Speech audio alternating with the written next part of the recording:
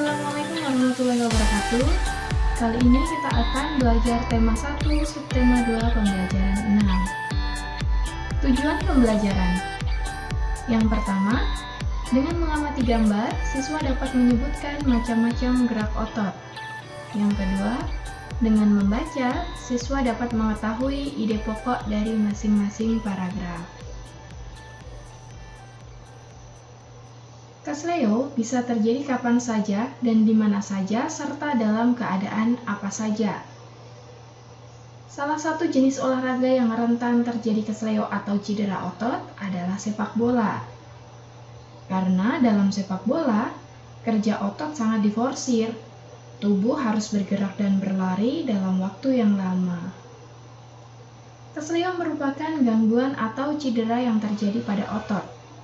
Hal tersebut dapat terjadi karena adanya gerakan dadakan, kekurangsiapan otot untuk melakukan suatu gerakan, juga karena adanya paksaan gerakan pada otot.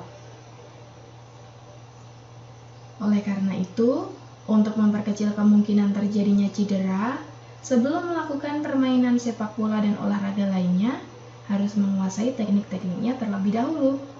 Selain itu, kita harus melakukan pemanasan agar tulang dan otot-otot kita dalam keadaan siap. Berikut macam-macam gerak otot yang dapat kita lakukan untuk pemanasan. Yang pertama, gerak membengkokkan. Contohnya, membengkokkan siku, ruas jari, dan lutut. Yang kedua, gerak meluruskan, contohnya meluruskan lutut, siku, dan ruas jari. Yang ketiga, gerak mendekatkan, contohnya gerak yang mendekatkan tungkai dengan sumbu tubuh. Kemudian gerak menjauhkan, contohnya gerak menjauhkan tungkai dari sumbu tubuh. Gerak memutar, contohnya memutar lengan sehingga telapak menelungkup. Kemudian, gerak menekan ke bawah atau menurunkan.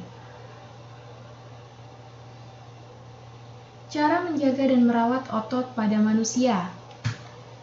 Yang pertama, menghindari gerakan yang membebani kerja otot secara berlebihan.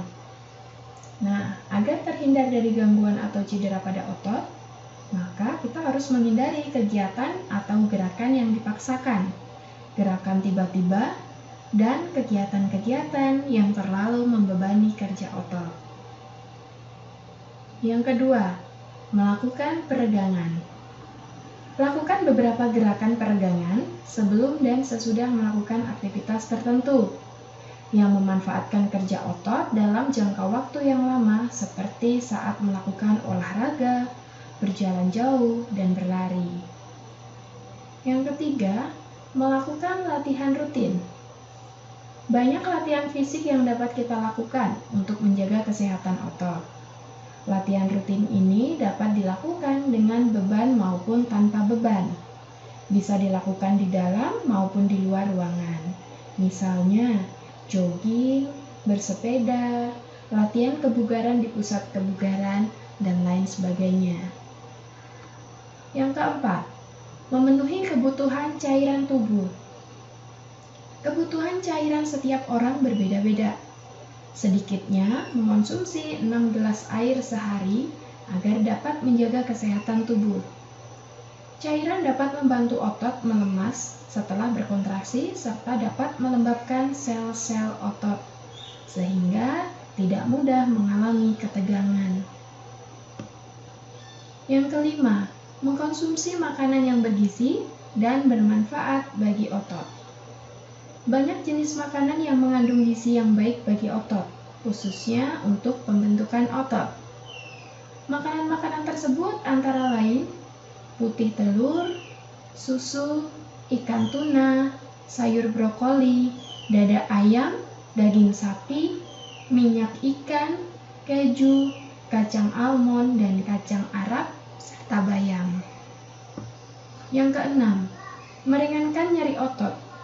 Gunakan krim khusus otot untuk menimbulkan rasa hangat sehingga otot yang kram menjadi rileks. Berikut terdapat bacaan yang berjudul Aderai Binaragawan Perkasa Indonesia. Bacalah keseluruhan dari isi paragraf, kemudian tentukan ide pokok masing-masing paragraf. Selamat belajar. Wassalamualaikum warahmatullahi wabarakatuh.